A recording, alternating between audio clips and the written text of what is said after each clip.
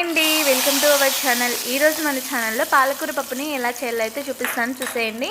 ముందుగా మన ఛానల్ని ఎవరైతే సబ్స్క్రైబ్ చేసుకోలేదో వాళ్ళైతే సబ్స్క్రైబ్ చేసుకొని ఈ వీడియోని అయితే లైక్ చేసేయండి.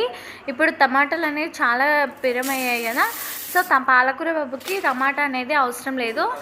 పుండుకూర పప్పు టమాటా లేని పప్పులు అయితే మనం చేసుకొని కాలాన్ని అయితే గడిపేయాలి.